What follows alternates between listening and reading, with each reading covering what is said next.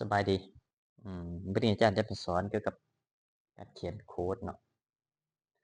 CSS คุม HTML มันได้ผลลัพธ์ประมาณนี้ส่วนสีตัวนี้นี่มันจะเปลี่ยนว่ามันเราจะเอาสีเด้อเนาะตัวนี้เด้อ โอเคเริ่มเลยก่อนอื่นเราไปเปิดโปรแกรมตัวนี้ขึ้นมาเนาะ จากนั้นเราก็ new file ขึ้นมา Ctrl N เนาะ new file ขึ้นมา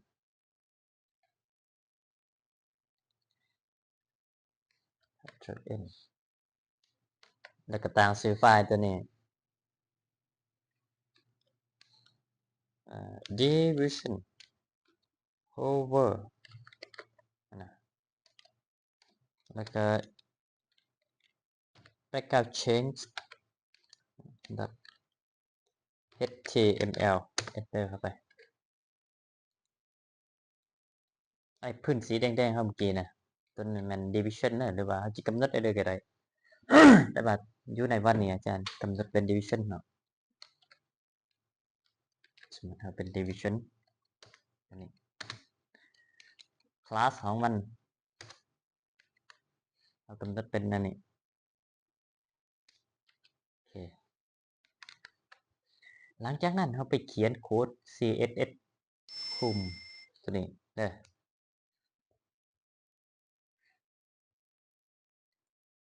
แล้วมาวันนี้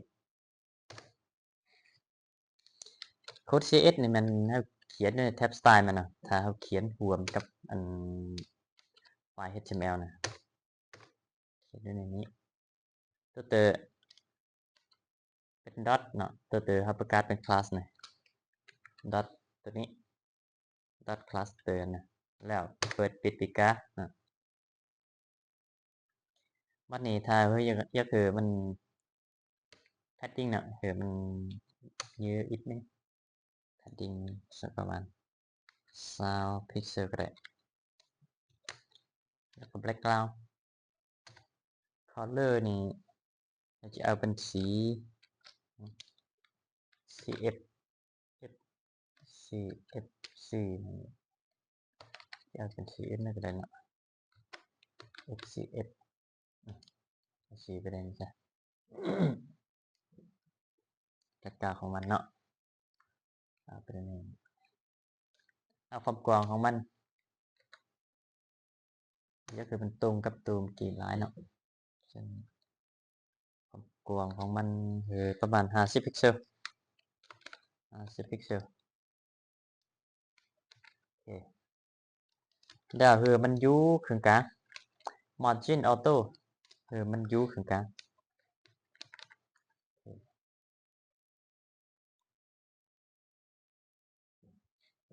เอาไปลั่นเบิ้งเนาะลั่นนี่นะ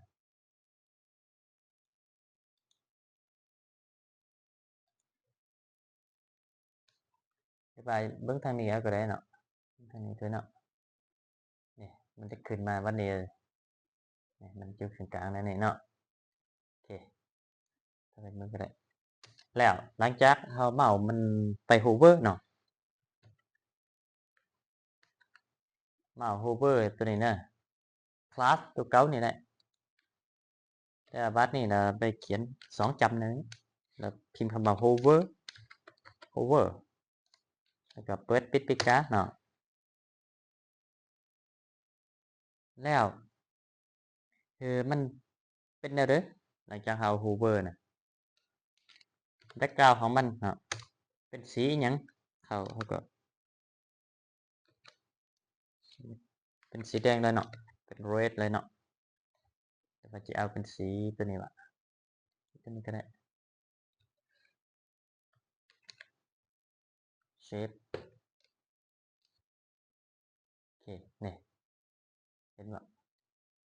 ถ้าไปว่าในหน้าเบราว์เซอร์มันก็เป็นคือเดียวนี้นี่ hover ปั๊บเนาะมันสีเปลี่ยนนี่เปลี่ยนนี่โอเคเนาะจากนั้นต่อไปมันแท้ต้องไป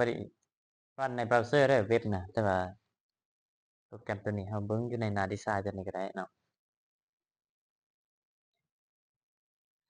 เอาborder radius ของมันเนาะเอาborder radius มันคงมาสัก10พิกเซล10พิกเซล10พิกเซล10พิกเซลเนาะทุกด้านเลยให้มันคงมา10พิกเซลเนาะปั๊บคงมาบ่คงเนาะโอเคมันคงมา10พิกเซล10พิกเซล10พิกเซลเนาะแต่ว่าสีมันเอาลองไปรันในนั่นเบิ่งเนาะในเบราว์เซอร์เบิ่งเนาะ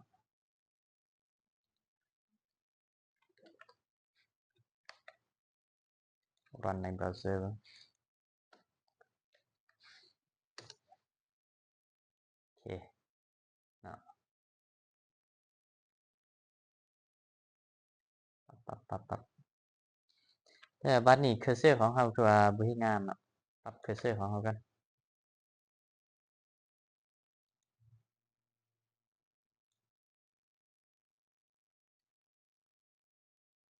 ตัวนี้นะหลังจากเรา hover เคอร์เซอร์ของมันเนาะคือลูกเมาส์ของเราอะน่ะมันเป็น pointer โอเคจำโอเคไป reset ไปเป็น pointer แล้วเนาะ